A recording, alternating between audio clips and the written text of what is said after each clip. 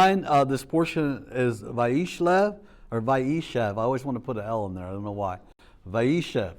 And it means, and he lived, or he lived. And it's from Genesis 37 to Genesis chapter 40, verse 23. Again, the Hebrew name for Genesis is Bereshit, and in the beginning of what? In the beginning of God? No, in our beginning. In the beginning of this creation that we know, God created all things, right? He spoke and all things come into being. So, last week, again, we finished with the reconciliation of Jacob and Esau, and got some really good insight and wisdom into how we can apply those truths to our lives through humility. This week, we're going to move into the story of Joseph, and but in between the story of Joseph, there's a really cool thing that happens, and we're gonna explore that when we get there. So let's start reading. Yeah.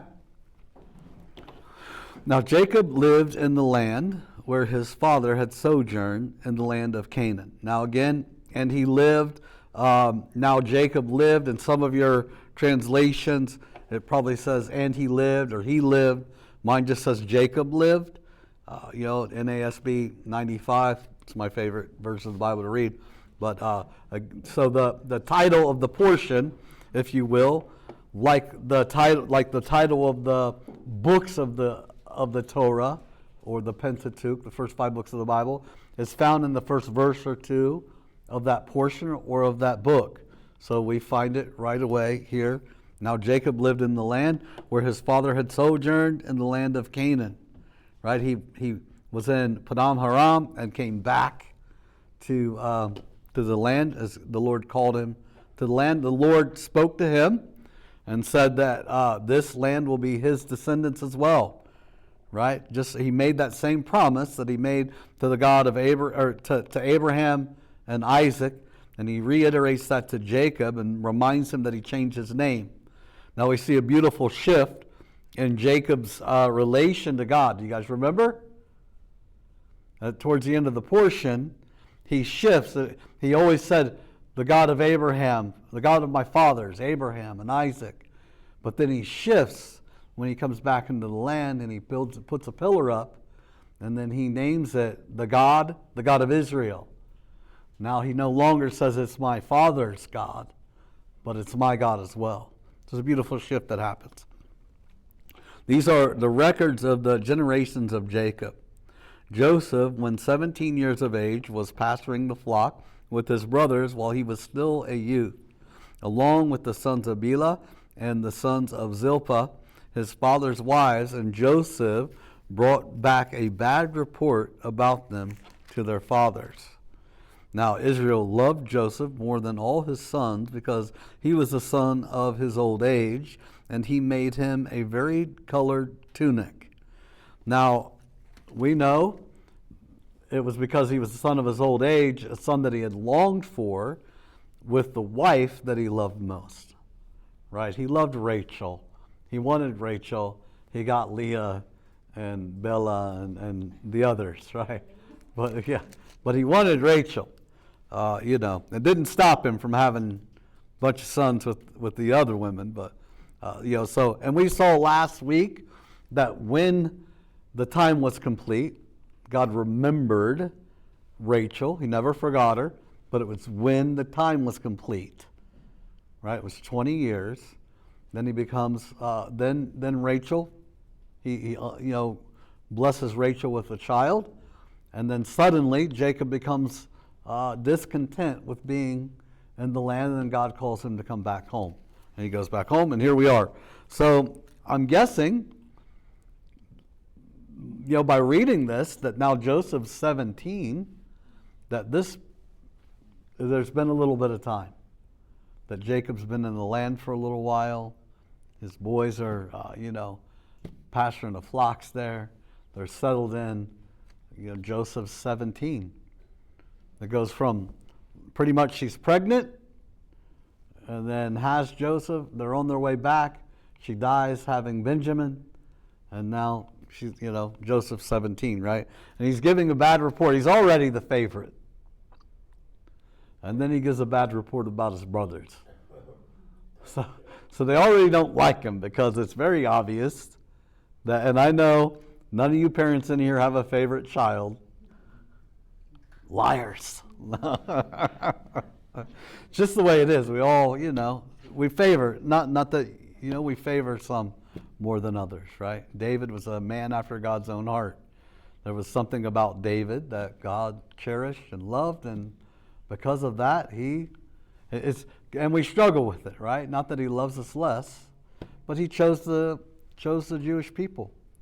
He chose Israel out of all the nations of the world for some reason. Not because they were great, not because they were many in numbers, but just because he loved them.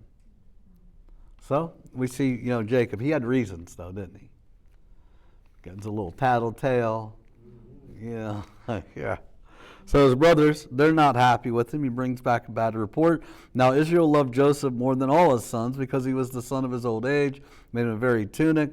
His brothers saw that their father loved him more than all his brothers, so they hated him and could not speak to him on friendly terms.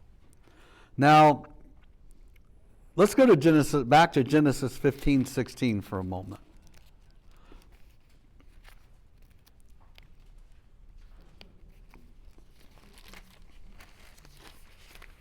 If I could find it.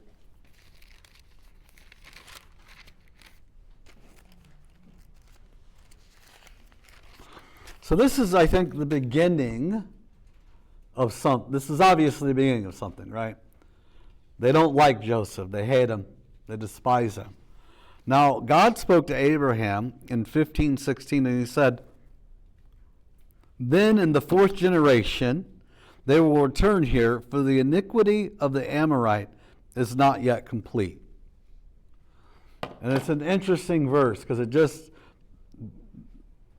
the iniquity of the Amorite is not yet complete. So I want to say, I'm going to walk out on a limb here, and I believe that the iniquity of the Amorite is jealousy and envy. I mean, that's the very marker of the really of the first atrocity after the eating of the apple or the eating of the fruit in the Bible. What's the next atrocity that happens? A brother murders a brother. There's jealousy and envy that drives Cain to kill Abel. Right? So I think it's the same iniquity that God is going to overcome by sending Israel, to Egypt. They're going to be slaves there. Then God's going to push them out. I mean, think about it, even as they go into, because we know the story ahead, most of us, I'm sure. Eventually, Joseph's status, like the Pharaoh that raised Joseph up, dies, and then the next Pharaoh is essentially what? Of the Jewish people, because they're growing, of the Hebrews. He's jealous of them. He's concerned. He's worried. He's envious. He's afraid that they're going to take from him. So I'm venturing to say that this is kind of the beginning of the shift of the story for a reason. Because this is a beginning of pinpointing, of looking at this jealousy and this envy. What's the thing that Satan really used to provoke Eve into eating? Jealousy. God's holding something from you. Like he said, you can be wise like God, and she envied the thought of having. So I think at the end of the day, I think that real moving push and factor in most of our sin nature, if you will, I guess, maybe is a word I want to say, is jealousy and envy.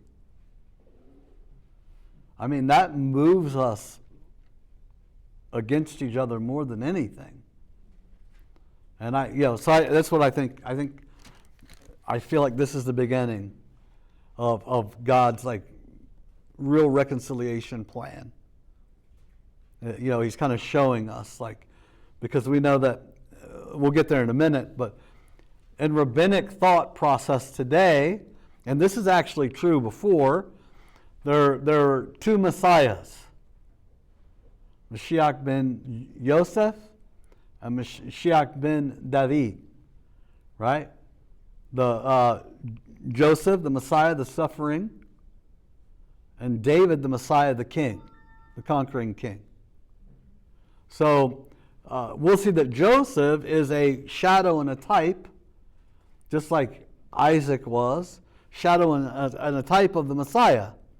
And we get to the end, it's amazing, like it's beautiful.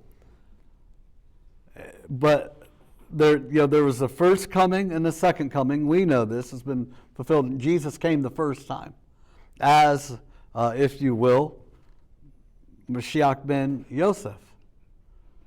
But there's not two Messiahs. There's one. There's a first coming and a second coming. And it's interesting because before, probably 500 AD, I'm getting somewhere around in that area, like Mishnah, when the Mishnah, the Talmud was really being perfected and pushed, and that kind of concept split. Because initially the rabbis thought one Messiah and two comings. Now they say, depending on the state of the world, it could be one of two Messiahs that come. Crazy. Unfortunately, and again, we pray that God would remove the veil from their eyes, the hardening. There's a partial hardening of heart given by God until the fullness of the Gentiles would come in, and then He'll remove that. And again, I could go into this the call of the Gentile church. We're missing it in a great way. We're not called to reach the ends of the earth. We're called to make the Jewish people jealous. And then they'll reach the ends of the earth with God's salvation. It's not until that the God's salvation will go to the ends of the earth. So we can keep doing what we're doing, and we should. I don't think it's a bad thing that we're sharing the gospel all over the globe, and we should.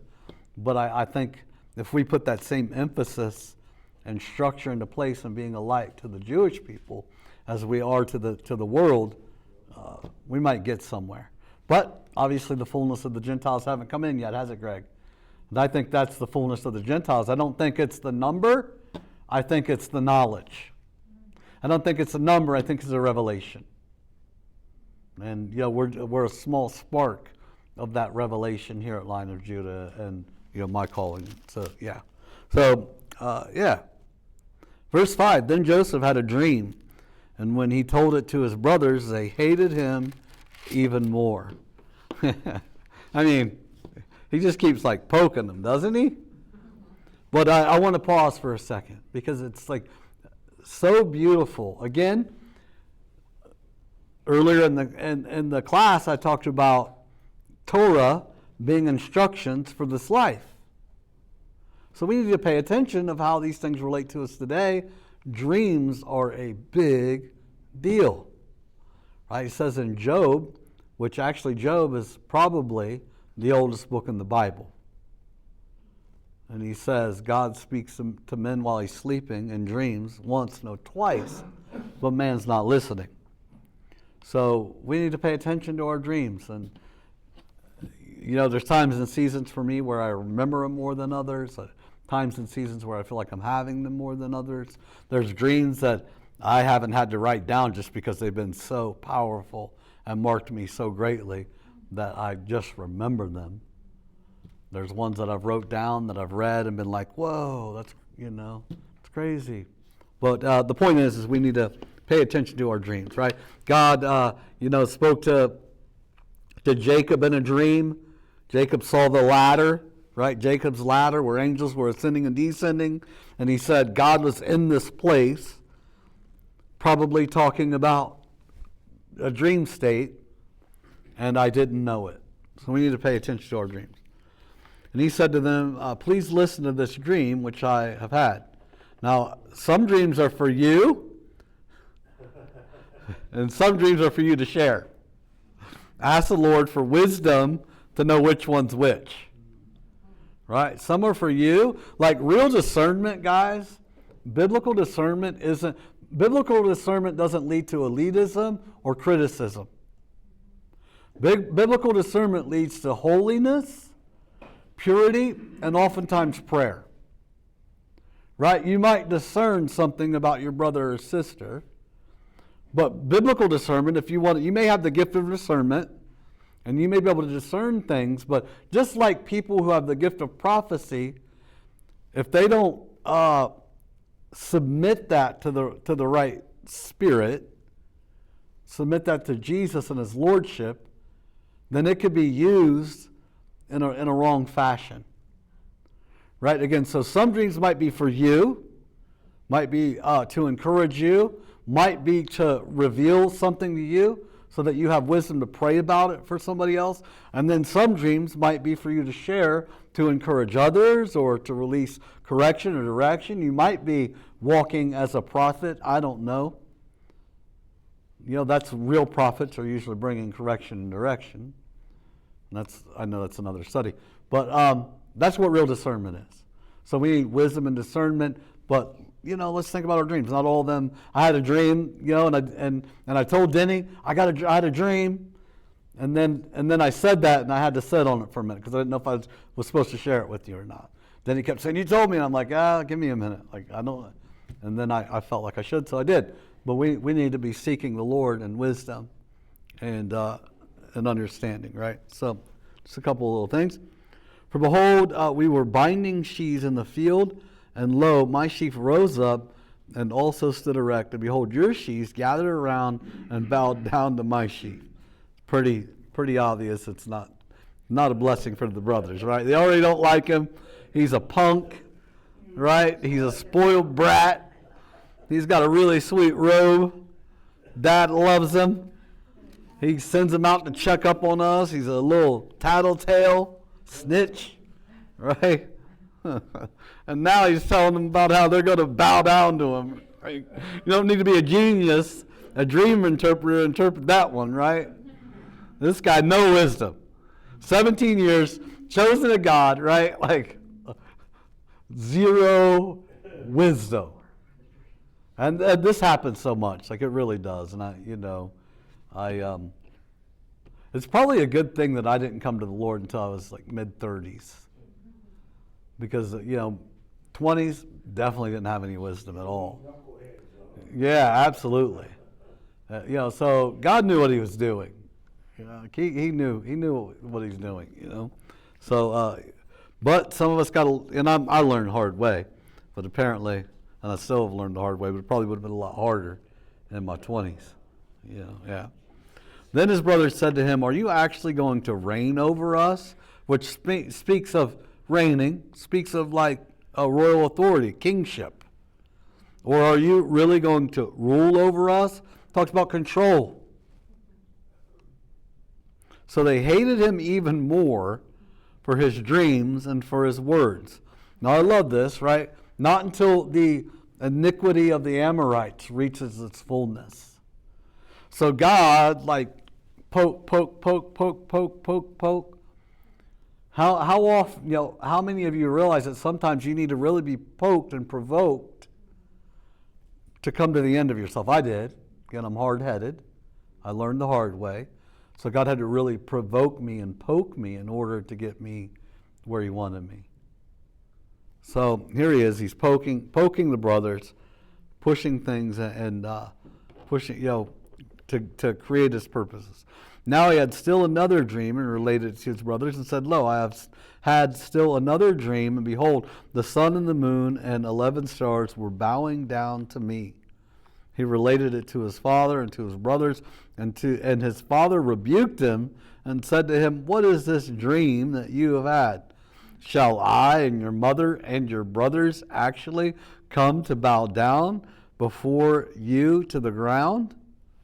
Now, this is kind of interesting, right? Because Rachel died on the way here, giving childbirth, but somehow so it kind of speaks of of another time, it would seem, right? It would seem like Jacob had an idea that this wasn't talking about now, but this might be talking about another time because mom's dead. So how is she going to bow down to Joseph? So is there an allusion to the Messianic reign? Is there an allusion to the Messiah? I think there is. It's interesting, right? His brothers were jealous of him, but his father kept the saying in mind. His dad was smart enough to say, okay, I know I had dreams, and they were important, so maybe he's on to something here. Then his brothers went to pasture the father's flock in Shechem. Oh, Shechem, what a place, right? You guys remember what happened last time in Shechem? They wiped them out. Israel said to Joseph, "Are not your brothers pasturing the flock in Shechem? Come, and I will send you to go to them." And he said to him, "I will go." Then he said to him, "Go now and see about the welfare of your brothers and the welfare of the flock, and bring word back to me." So he sent him from the valley of Hebron, and he came to Shechem. A man found him, and behold, he was wandering in the field, and the man asked him, "What are you looking for?" And he said, "I am looking for my brothers. Please tell me where they are pasturing the flock." This is interesting. He's just out in the field somewhere, wandering around, and he stumbles upon a man who just happens to know where his brothers are. Heard them say something. This is like, right? I'm dull, but I'm not that dull. This is good. God is setting forth his plan in action. He's caused jealousy. He stirred up the brothers because he's got a plan, Kira.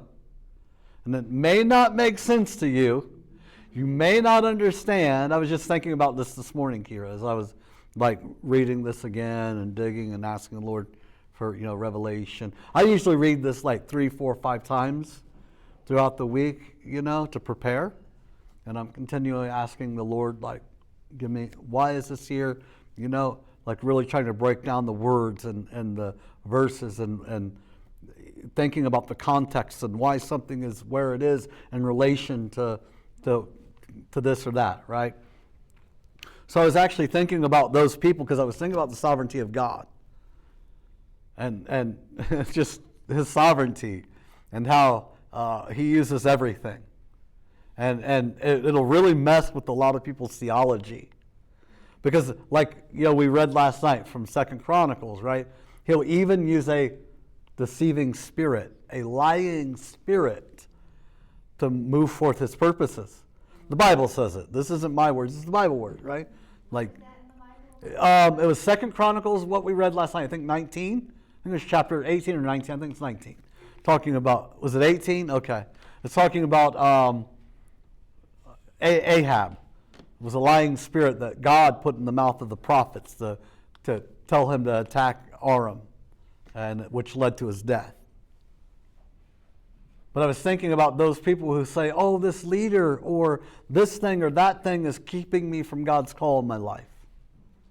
No, if God's put a call in your life, nobody will ever keep you from it. Nothing or nobody. Amen. Except maybe yourself. But even that, though, just like Jonah, you'll run into it, trying to run away from it. But it's just not your time yet. Right? Getting back to just be patient. Just wait on God in the crushing and the waiting. Like he's doing something in you. He's making you ready to step into it. I wasn't ready. I'm still not ready to step into being a pastor. The fivefold ministry. I'm not, I know, again, in our Christendom today, everybody's a pastor. But the reality is I'm not a pastor by calling, by office, by anointing. Now, God's given me the ability to pastor. He's giving me wisdom, because I'm in this role, but it's not the calling. but God spoke to me years ago. I've shared this with you guys. The office that's now Tabitha's office used to be like the senior administrative pastor's office. His name was Pastor Leo. He was here. And I'd been coming here for, 6 months or something, maybe a year. And I was on security, and we were taking the tithes and offerings back. And I walked in that office, and I heard, "This is going to be your office." And I laughed, like Sarah laughed, like, and I thought, because it was weird, because that was never a goal, a thought, even a concept, and it wasn't afterwards either. But if I would have tried to pursue it then, or if I would have been put in that place then, as much as I haven't been ready over the past 4 years or whatever, like I was less ready then. Like as much of a hammer as I am now still, and even more so, right, Sandra, 4 years ago, you guys, those of you that have, like 10 years ago, oh my gosh, right? So he's doing something. That's the point I want to make. Like, Joseph isn't ready. Yeah, God gave Joseph a dream, and he shared it, and he shouldn't have, but he did. But it was, part of God's going to use it anyways to move his plans forward. But here he is. He's out in the field looking for his brothers and run into a man who just happens to, I overheard where they were going. Really? Come on. That's crazy. That's, we know it's the Lord, right?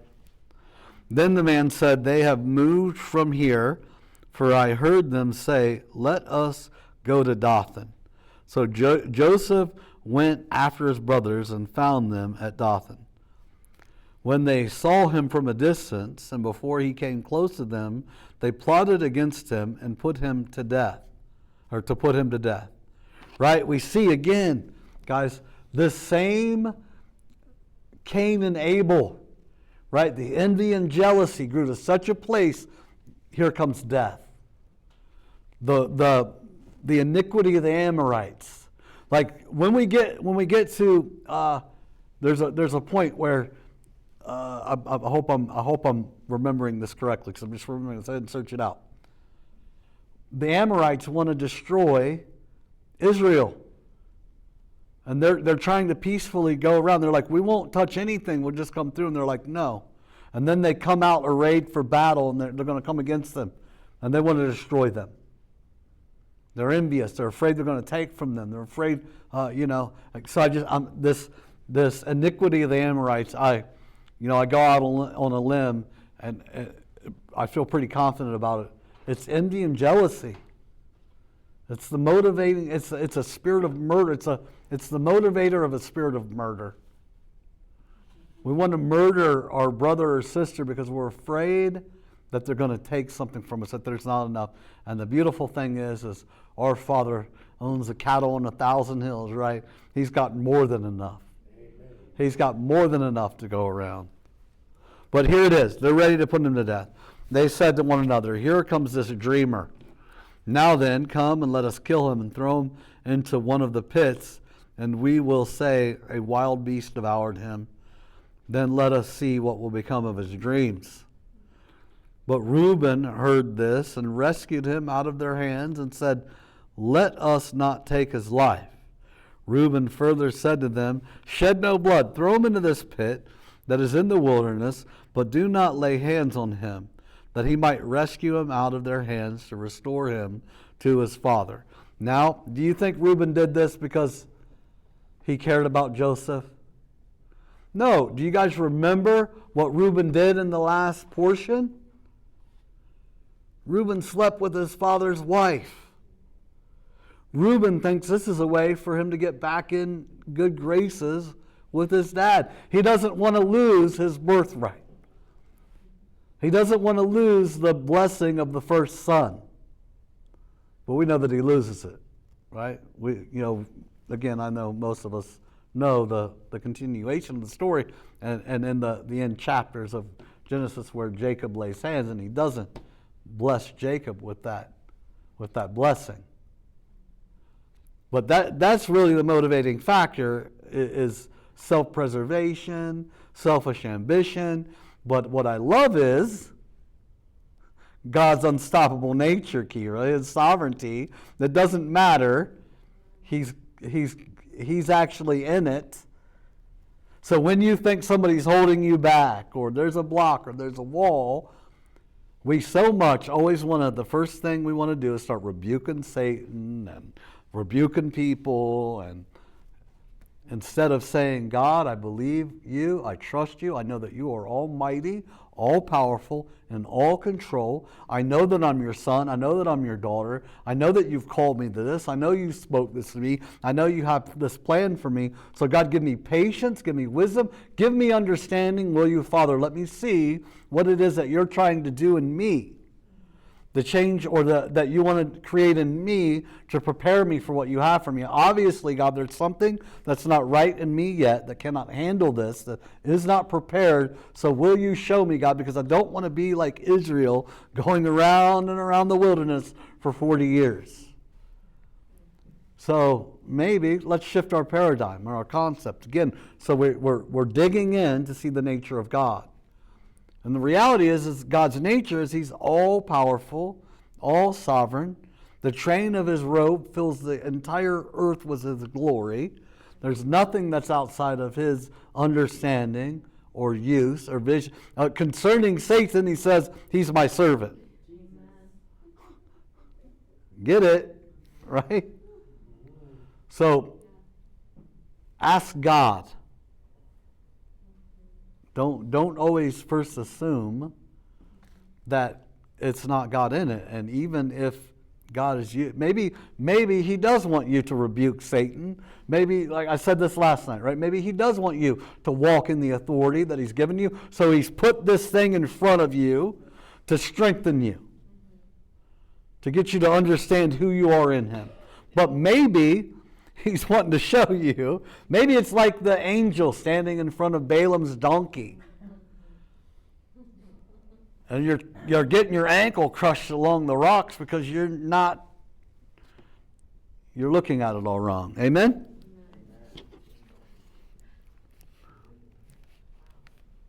So it came about when Joseph reached his brothers, they stripped Joseph of his tunic, the vari-colored tunic that was on him. And they took him and threw him into the pit.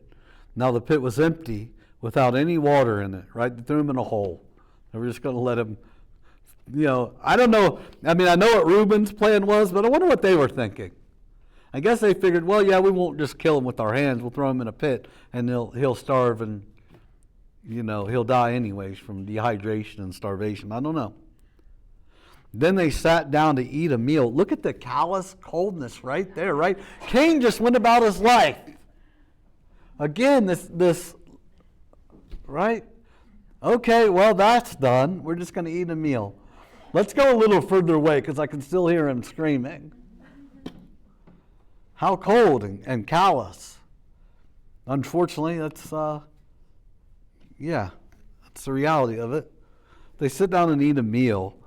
And as they raised their eyes and looked, behold, a caravan of Ishmaelites was coming from Gilead with their camels bearing aromatic gum and balm and myrrh on their way to bring them down to Egypt. It's kind of an interesting thing, but God is going to use Isaac's son, his illegitimate son Ishmael, to move his mission forward. And I don't know exactly, and I'm not going to try to read into something right now, but I wonder if we could relate that to today. I wonder if somewhere along the lines, God will use the Ishmaelites, the descendants of Ishmael, to move forward his purposes. I think he will. I think he's going to use them in some way, and it's going to be powerful and amazing. Let's keep going. Judah said to his brothers, "What profit is it for us to kill our brother and cover up his blood?" Wow, Judah. What a kind man, right? Come and let us sell him to the Ishmaelites and not lay our hands on him, for he is our brother, our own flesh, and his brothers listened to him. Now, to be sold into slavery like this is as good to be as being dead. So they didn't kill him physically, but they killed him in a way. And that was their thought. So here Judah is, oh, well, we're eating. Wait a minute. If we just kill him and shed his blood, we won't profit in that. But we could sell him. Look, they've got all these beautiful bombs and incense and things that they're carrying to trade spices and stuff. Like, we could trade him and gain something for it. So now it's like, instead of just murdering him out of envy and jealousy, wait a minute, we can kill him and profit from it. Because again, to send somebody into slavery, to send the brother into slavery into Egypt is the same as killing him. Because he's no longer Joseph, the son of Jacob. He's Joseph the slave, who will never have a wife and children of his own. If he has a wife and children, they'll be, his owner's possession. So it's like just as good as killing him. So we're not going to kill him for nothing. Let's make some money off of this. Come, let us sell him to the Ishmaelites and not lay our hands on him. And I love it, for he is our brother, our own flesh. It's like it's any better, right? Then some Midianite traders, Midianite, Ishmaelite, same thing. In this time and day, they were interchangeable. They would have called them Midianites, they would have called them Ishmaelites. Which kind of is an interesting thing when we get to the Midianites, when we realize, who is it that Moses marries? He marries a Midianite, right? Kind of interesting, isn't it? Then some Midianite traders passed by, so they pulled him up and lifted Joseph out of the pit and sold him to the Ishmaelites for 20 shekels of silver. Thus they brought Joseph into Egypt.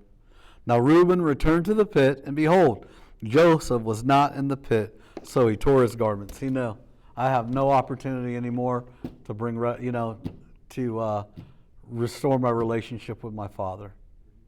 So again, Reuben wasn't doing this for his own, he wasn't doing this for Joseph's good. He was doing this so that he could restore. He even was going to deceive his brothers, right? And it's just this whole, again, tangled weave and web of doing things in our own strength. And the brothers never get it. They're always just trying to do everything on their own strength, right? So he tore his garments. He returned to his brothers and said to them, the boy is not there. As for me, where am I to go? He was just looking for restoration with his father. He knows, like, that's it. So they took Joseph's tunic and slaughtered a male goat and dipped the tunic in the blood. Look, because he doesn't tell on them. Right? He doesn't tell on them. I don't know, maybe they gave him some of the goods they sold him for. I don't know. Cut him in. He's like, okay, well, at least I got something. So they took Joseph's tunic and slaughtered a male goat and dipped the tunic in the blood. And they sent the varied-colored tunic and brought it to their father and said, we found this. Please examine it to see whether it is your son's tunic or not. Cold, man, right? Then he examined it and said, it is my son's tunic.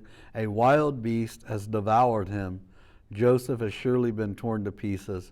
So Jacob tore his clothes and put sackcloth on his loins and mourned for his son many days. Then all his sons and all his daughters arose to comfort him. Really? I mean, come on. These guys, they're despicable. They're horrible, right? And he said, surely I will go down to Sheol in mourning for my son. So his father wept for him. Meanwhile, the Midianites sold him in Egypt to Potiphar, Pharaoh's officer, the captain of the bodyguard. Are there any thoughts, questions, comments at this point? Phil? Sheol. That is not necessarily hell. Is that a place that they had at that time? It's the grave. I mean, it kind of, it's hell. I mean, essentially. Down into the grave, down to Sheol, like the underworld.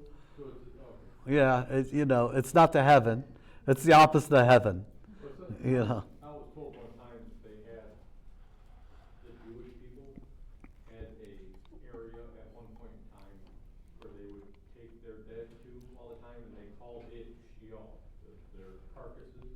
Yeah, I mean yeah, because I mean traditionally, Judaism doesn't believe in hell.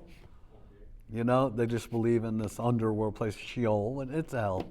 Like, I mean, essentially, it's the grave. Right. You're going to drive me into the grave. Anybody online?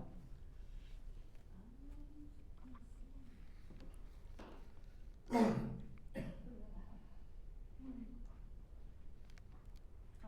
while ago, Edwin was mentioning about negativity coming from our own heart. The heart's deceitfully wicked. I mean, yeah, right? It is, negative. Yeah, that's, Jesus said it's not what goes into a man that defiles him, it's what comes out. Yeah. And yeah, we've got to resist negativity. And unfortunately, yeah, a lot of times it starts as a thought, and enters the heart, and then becomes an action, right? Yeah. All right, so chapter 38. I'm excited. This is good right here. Because we're going to kind of shift in the narrative for a minute. And again, when there's something like this that happens, we really need to pause and not just read through it, but really ask the Lord, like, why is there this shift here right now? Why? Like, this is weird, Lord. You're talking about Joseph, and then suddenly there's a shift. And you start talking about Judah and Tamar. And so we really need to, put our antennas up and slow down and think about it. And I alluded to the fact that there's a concept of two messiahs, really the first and second coming. Messiah ben Yosef, Messiah ben David, and the lineage of, we kind of see them both here in this story. Because the lineage with which God brings forth the Messiah is Judah. Right? Not Joseph. And I think there's some really interesting things about, again, the sovereignty of God, his unstoppable plan, the way that he uses things that we do not expect him to use. Like, we don't expect God to do. He uses, and that's just what he does, right? He brings life to dead stuff. Yeah, Denny. See until you come back here again, and you tell me we talk about it later, I'll be okay with that, but in Daniel chapter 9, it talks exactly like you're talking right now in Daniel's prophecy about how Messiah comes, then he is no more, in the weeks. I mean, in that picture, we see that again there, prophetically spoken, as well as it is prophetically spoken here, correct? No. Same scenario, I mean, am I on the right track, or you want to table it and say we talk about it? Well, I mean, I'm not exactly. I don't know if I'm tracking with you 1,000%, but we're seeing the concept of the Messiah here, and the nature of God. Magali? I was just thinking too, like when we just read this about Judah, thinking this, let's sell him, it's like, it so reminded me of Judas, wanting to get that money and sell, Yeah. Jesus, and it's like the Lord so used Judah to bring, the Messiah. He used Judas, right? Yeah.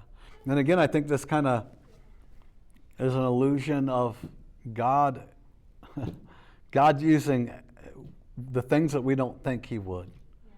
Like I would venture to say that it was him who sent this spirit or this thought into Judah's mind to, hey, let's sell him.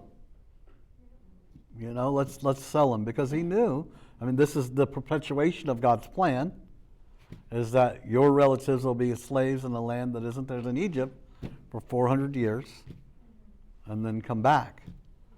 Yeah, I mean, right, we know that it was like, Jesus knew, Judas, right, sell him for the silver, go do what you have to do. Good. Quickly. Yeah. And the thing too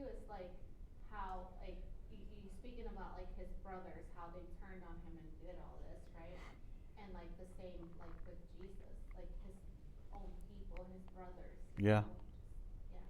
Yeah. Yeah. And that's, obviously one of the illusions of Joseph being a shadow and a type of the Messiah, right? Being a shadow of Jesus. We can see a lot of those similarities in there, But we're moving into this in between because it goes right back, right? We have a chapter, we have a section. Well, it's chapters today. It wouldn't have been then. In the original Hebrew Bible, it wouldn't be, in the original Torah, it wouldn't be a chapter. It would just be a continuation in the narrative. But it shifts from Joseph to Judah and Tamar back to Joseph. And it's just, it's interesting. So let's read it. And it came about at that time that Judah departed from his brothers and visited a certain Adulamite whose name was Hira. Judah saw there a daughter of a certain Canaanite whose name was Shua, and he took her and went into her. So she conceived and bore a son, and he named him Er. Then she conceived again and bore a son and named him Onan. She bore still another son and named him Shelah, and it was at Chezib that she bore him. Now Judah took a wife for Er, his firstborn, and her name was Tamar. But Er, Judah's firstborn, was evil in the sight of the Lord, so the Lord took his life. Now this is interesting. Judah was evil, right? But again, we see this perpetuation of God's plan. Judah was instrumental in being the lineage which the Messiah would come through. Now when we read the Messiah of Yeshua, Tamar is mentioned. So these things had to take place. And it's just really good. Again, just the Lord. I mean, you can't put nothing past God, guys. Nothing. Generally speaking, we give the devil so much credit.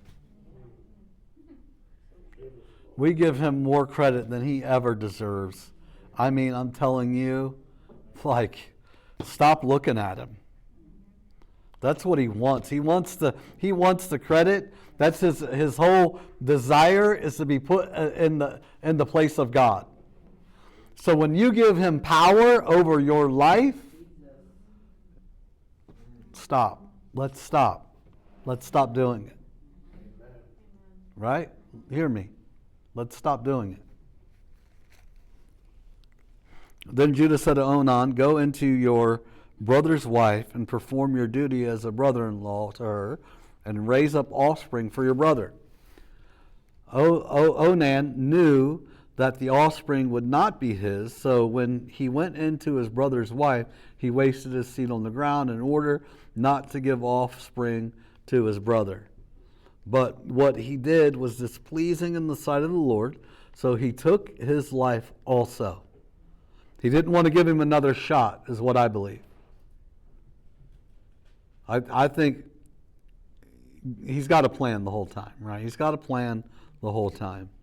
Then Judah said to his daughter-in-law Tamar, "Remain a widow in your father's house until my son Shelah grows up, for he thought, I am afraid that he too may die like his brothers."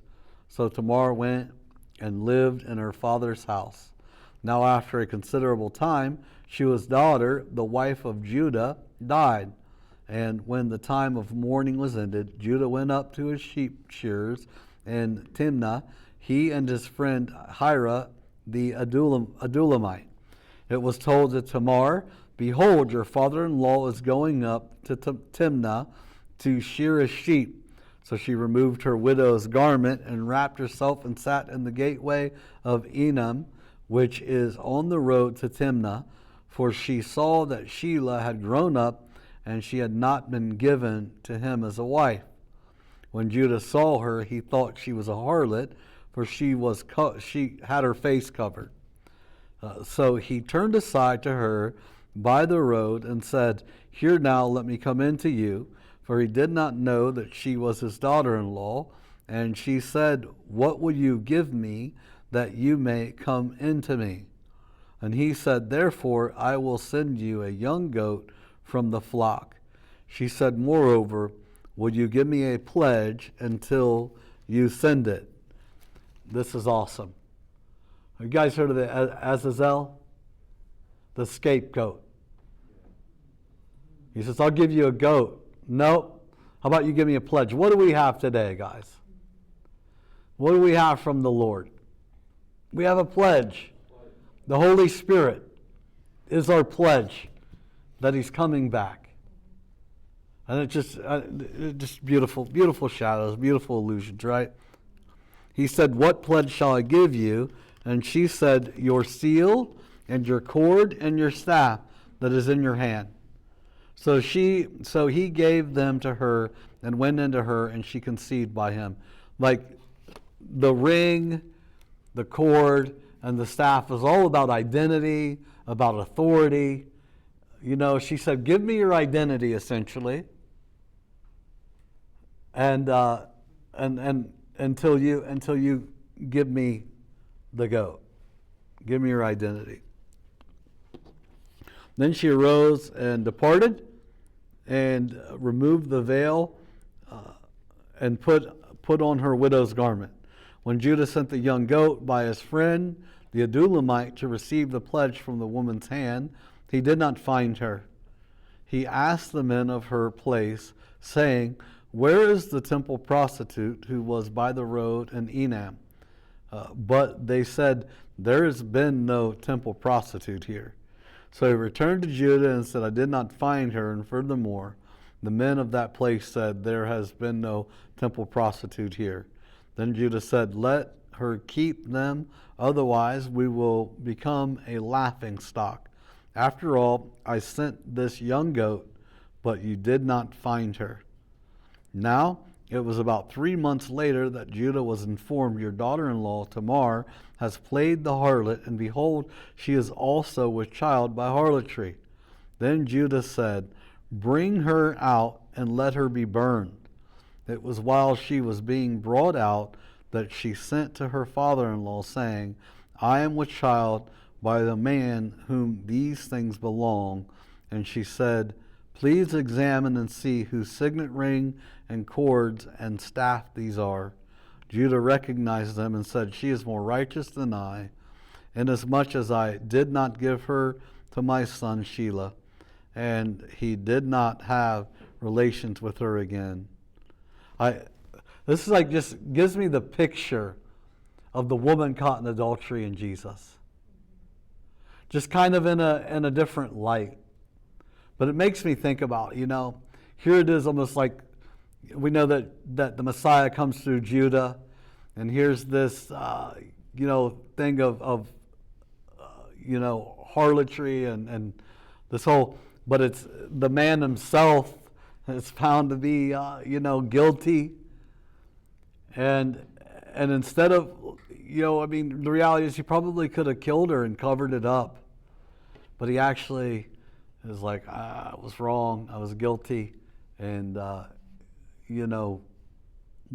just kind of releases her. Doesn't have sex with her again, but, kind of releases her, lets it be what it is. Right? I don't know, I just see the imagery of the woman here. I don't have the full revelation of it, but it's there, and I see it. Moreover, it took place while she was giving birth that one put out a hand, and the midwife took and tied a scarlet thread on his hand, saying, this one came out first. But it came about as he drew back his hand that, behold, his brother came out. Then she said, what a breach you have made for yourself. So he was named Perez. And after his brother came out, who had the scarlet thread on his hand, and he was named Zara. So Perez means like breach or breakthrough. And then this Zara means like the dawn of light. And even the ancient rabbis believe that this is like a representation of the two messiahs right here. So again, we see ben Yosef, Mashiach ben Yosef, right? And then sandwiched is this account of Judah and Tamar and the birth. And Perez, again, you'll find that name in the genealogy of Yeshua. And you know, even the ancient scribes and what's the other word for scribes? Sages. The ancient teachers, one of the names that they would give for the Mashiach, for the Messiah, was the son of Perez. But we see both here, right? So if we go, let's go to Micah chapter 2, verse 13. This is a messianic prophecy.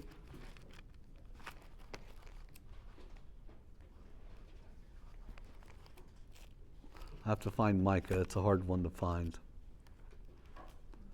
Some of you might know your lesser prophets like the back of your hand. I don't. Chapter 3. Yeah. Come on, Micah. Where are you? I know you're in here. What is it? It's right after Jonah. Is it? No, I got to find Jonah. That doesn't help me a whole lot. Goodness. Her name and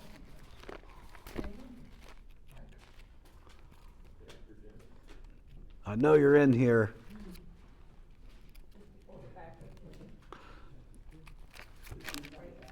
Nahum. There it is. Micah. Yay. So again, this is like a messianic prophecy. And verse 13, the breaker goes up before them. They break out, pass through the gate, and go out by it. So their king goes on before them, and the Lord is their head. So this is like really like a prophecy of the Messiah's coming. That he's going to come, and the king is going to go out before them. He's going to break through and make a way. And we know that Jesus' first coming broke through and made a way for us, right? And then we go to Isaiah, right? The dawning of the light. Go to Isaiah chapter 60, and this is this one I can find easier. And this is a prophecy concerning the second coming of the Messiah.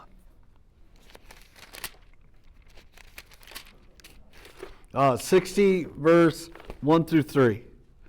Arise and shine, for your light has come, and the glory of the Lord has risen upon you.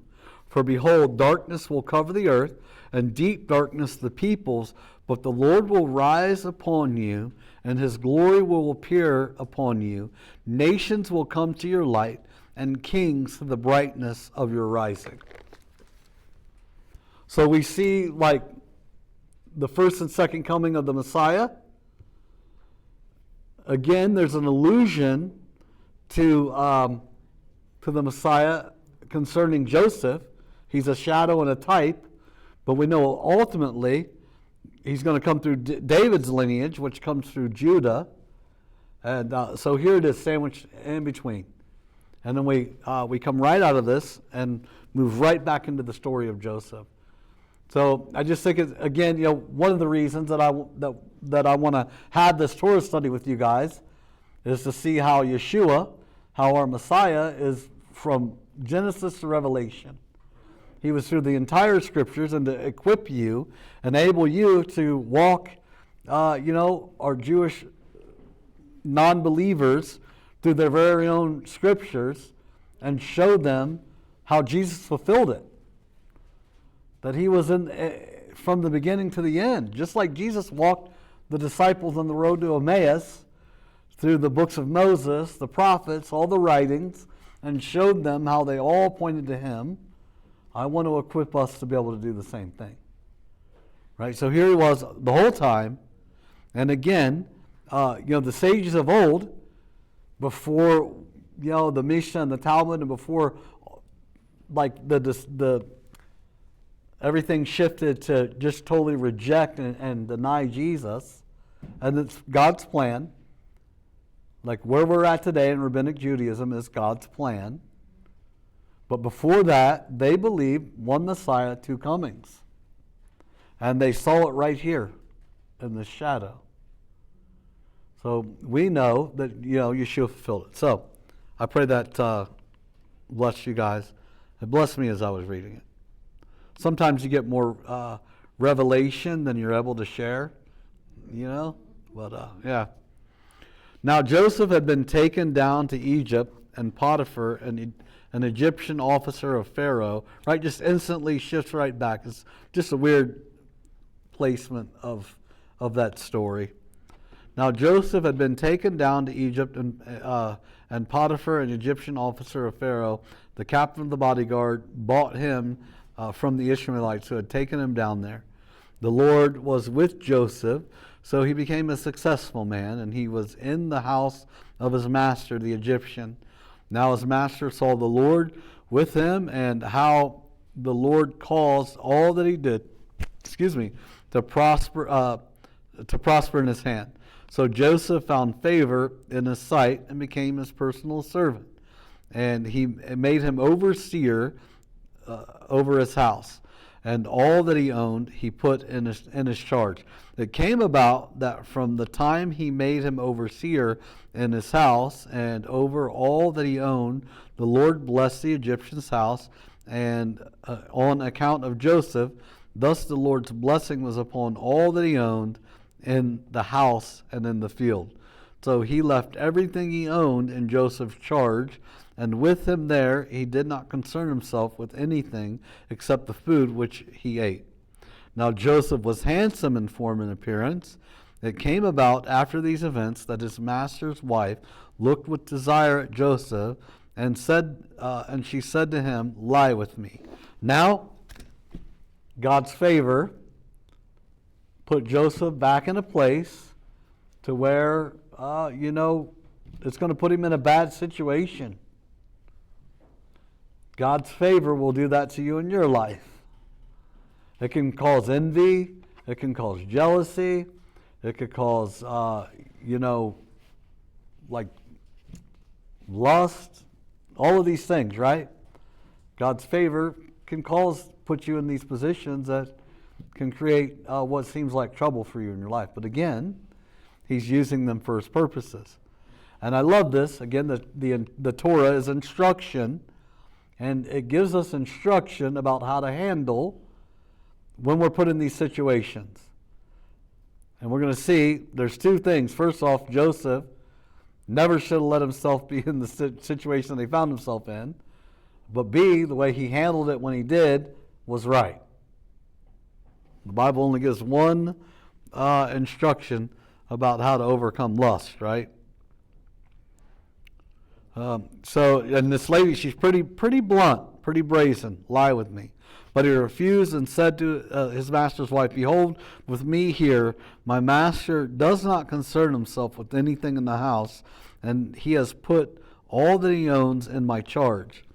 There is no one greater in this house than I, and he has withheld nothing from me except you, because you are his wife. How then could I do this great evil and sin against God?"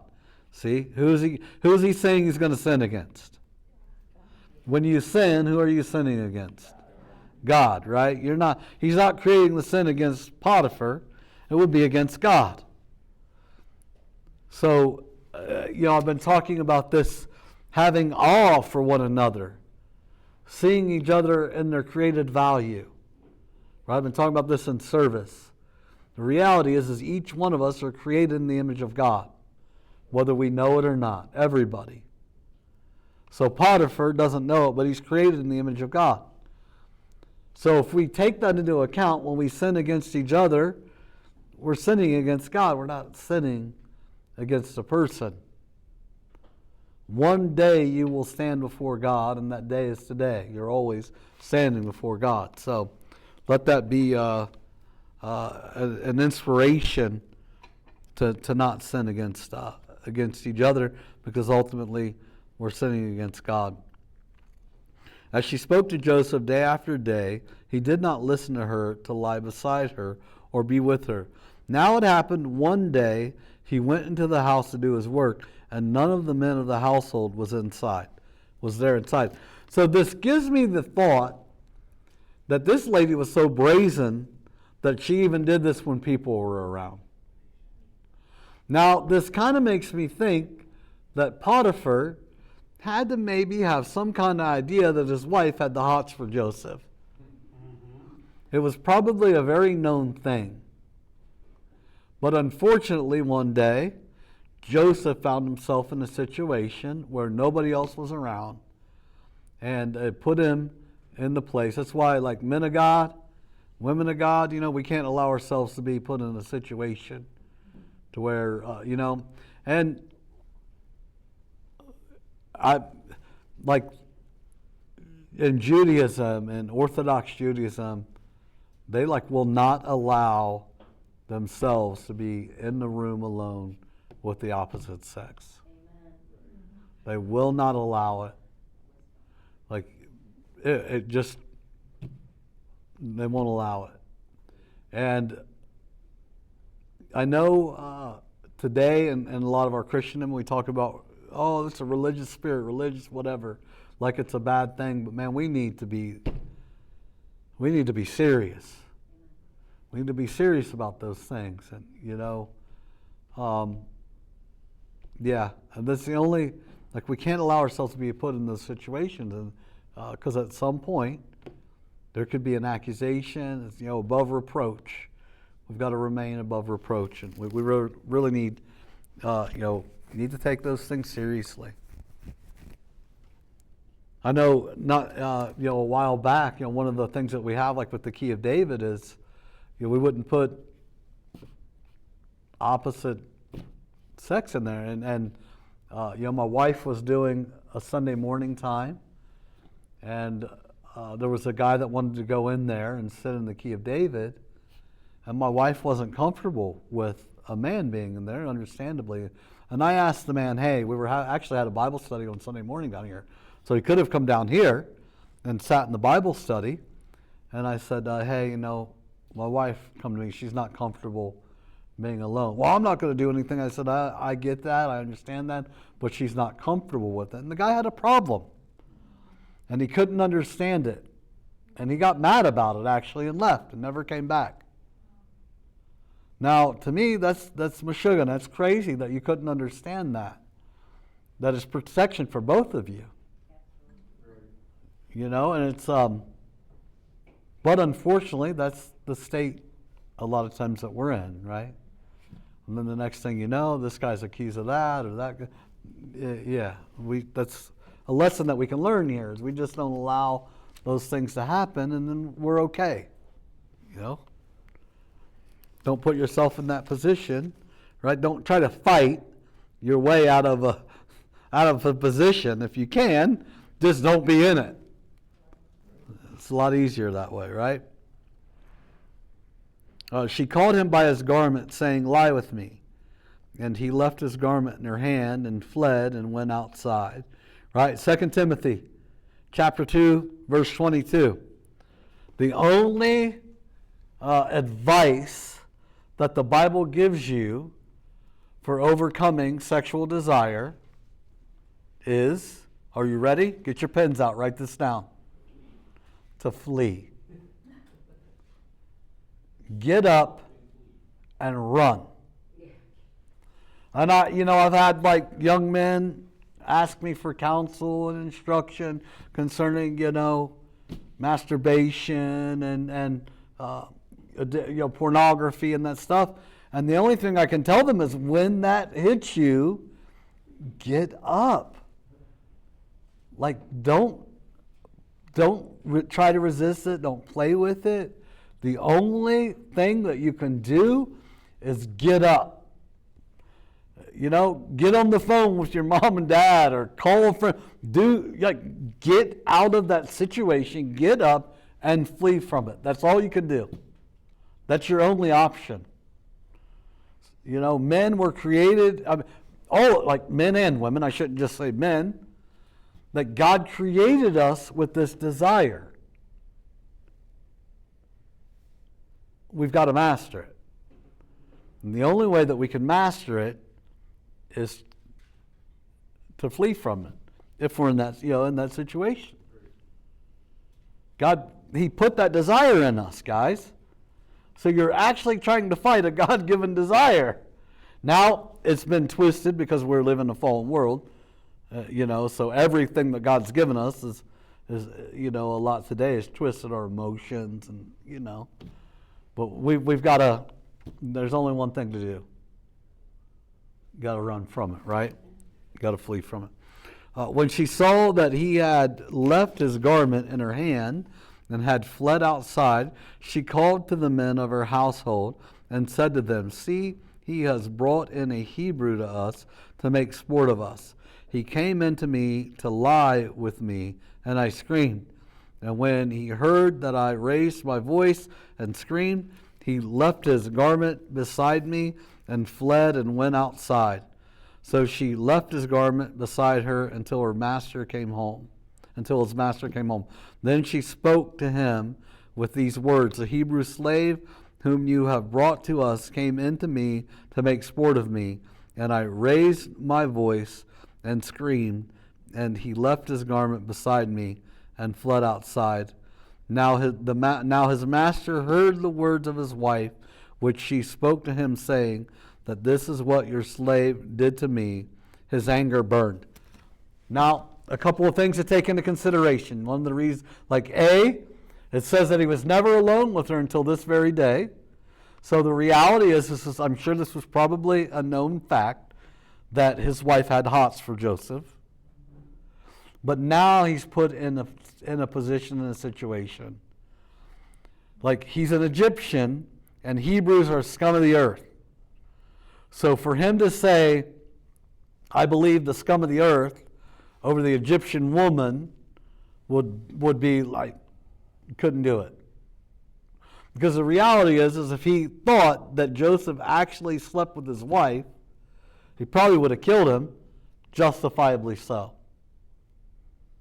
He would have had every right to kill him. But instead he just throws him in prison. He doesn't take his life. So I think, that this is probably a pretty good basis that Potiphar probably knew. He knew his wife was what she was doing, what she was up to, but he was stuck in a situation that he couldn't do nothing about it. So here he is. And God, the whole time, is at work in it, though, because he has a plan. He can't just be Potiphar's house manager forever, because he's supposed to be raised up to a place to where all of his brothers would bow down to him and his father, and he would save their lives, right? So Joseph's master took him and put him into the jail, the place where the king's prisoners were confined, and he was there in the jail. But the Lord was with Joseph and extended kindness to him and gave him favor in the sight of the chief jailer. This could have even been Potiphar, right? He's the chief officer, the chief bodyguard for the Pharaoh. That could have been part of the favor that he found is, look, I know this guy didn't actually do this, or what, be kind to him. God's with this man. He'll prosper you in everything that you do. This could have been part of that God's favor on his life, right? The chief jailer committed to Joseph's charge all the prisoners who were in the jail, so that whatever was done there, he was responsible for it. The chief jailer did not supervise anything under Joseph's charge, because the Lord was with him, and whatever he did, the Lord made to prosper. Then it came about after these things, the cupbearer and the baker for the king of Egypt offended their lord, the king of Egypt. Pharaoh was furious with his two officials, the chief cupbearer and the chief baker. So he put them in confinement in the house of the captain of the bodyguard, in the jail, right, in the house of the captain of the bodyguard. Who was the captain of the bodyguard? Potiphar. In the jail, right? So he put them in Potiphar's, under this leader. The captain of the bodyguard put Joseph in charge of them, and he took care of them, and they were in confinement for some time. Then the cupbearer and the baker for the king of Egypt, who were confined in jail, both had a dream the same night, each man with his own dream, and each dream with his own interpretation. Now, if we go to Daniel, Denny, what does Daniel say? As far as, Speaking about dreams and interpretations. Who does Daniel, let me just clarify, who does Daniel say gives dreams God, and gives the interpretation? God, Right. So we see it.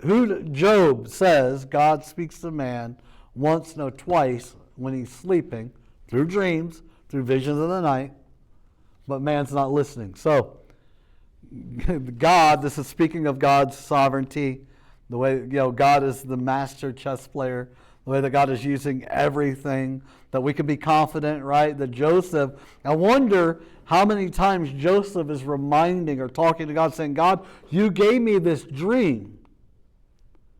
You showed me that the sheaves of my brothers would bow down to me. You showed me that my fathers would bow down to me. You gave me this dream.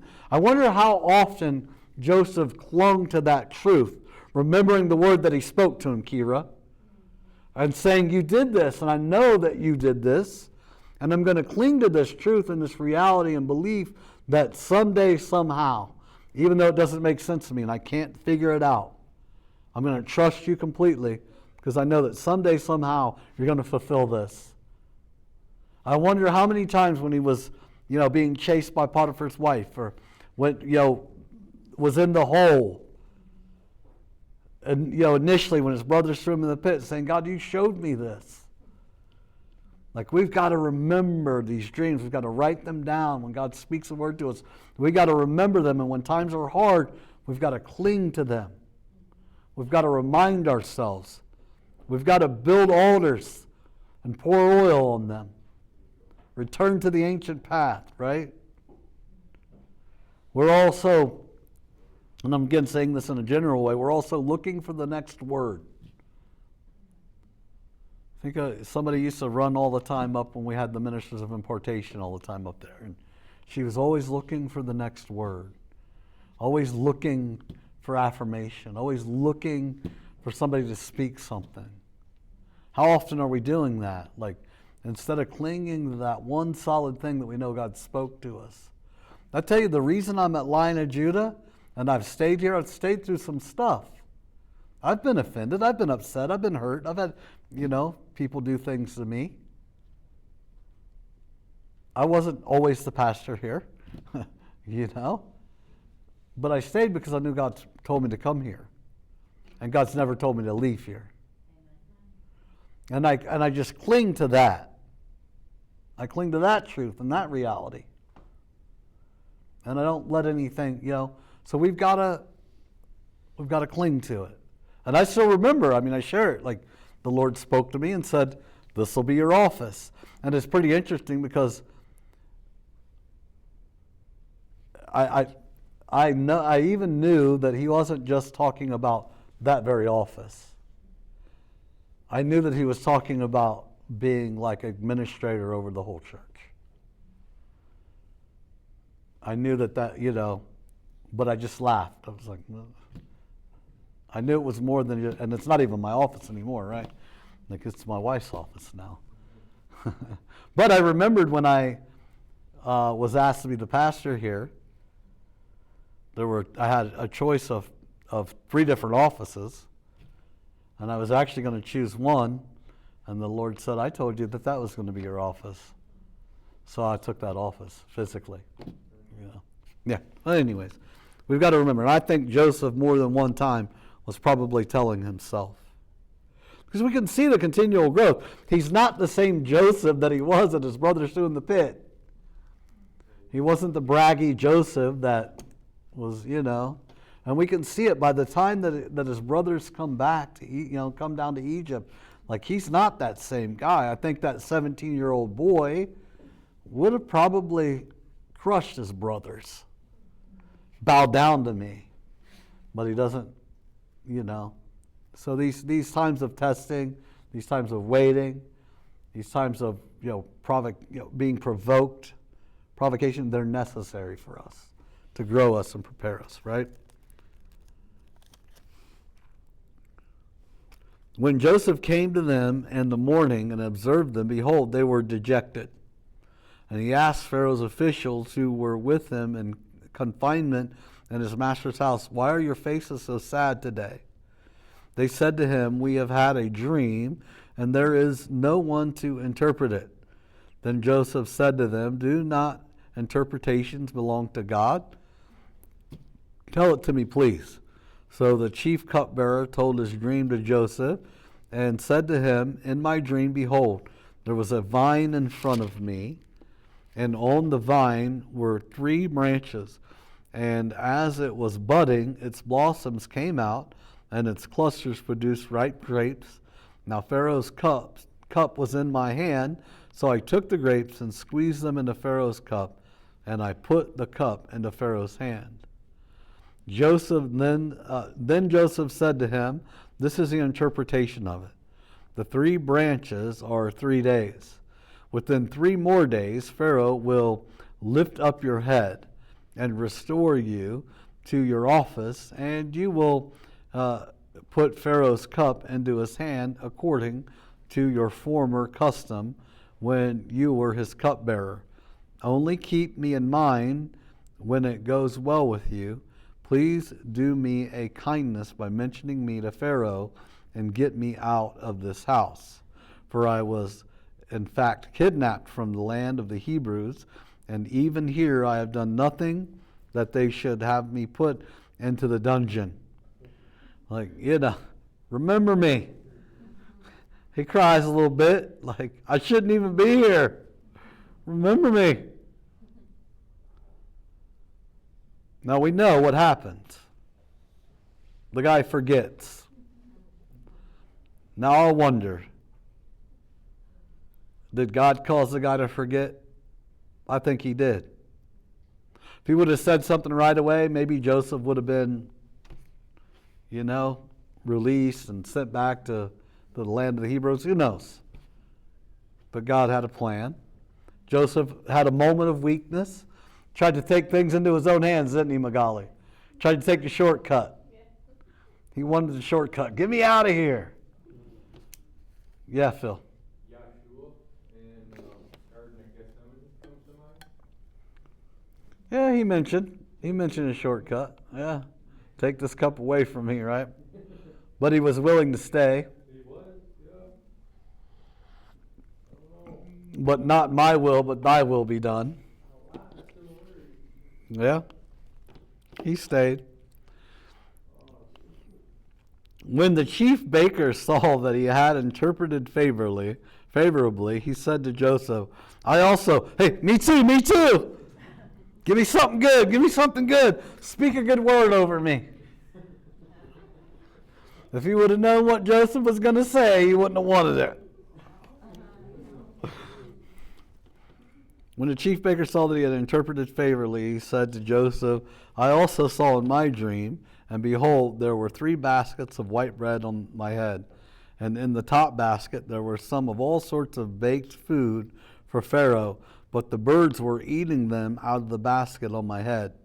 Then Joseph answered and said, "This is the interpretation. The 3 baskets are 3 days. Within 3 more days, Pharaoh will lift up your head from you." Right? One was, he will lift up your head. And one is, he will lift up your head from you. These are idioms.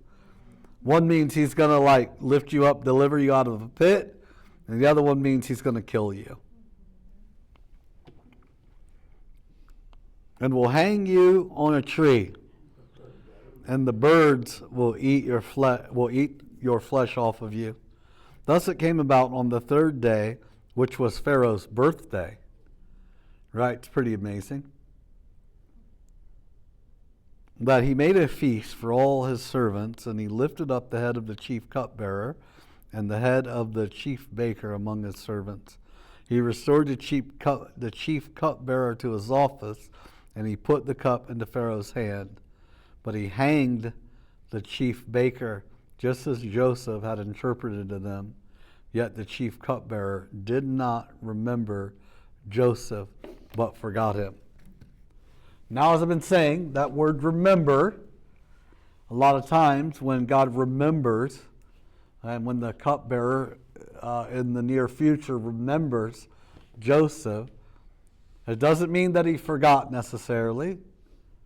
It's when the completeness of time. It's all about time. Oh God, he's above space and time. He's outside of it. But he's placed us in time. And he uses time as a servant for him. And he uses it in our life.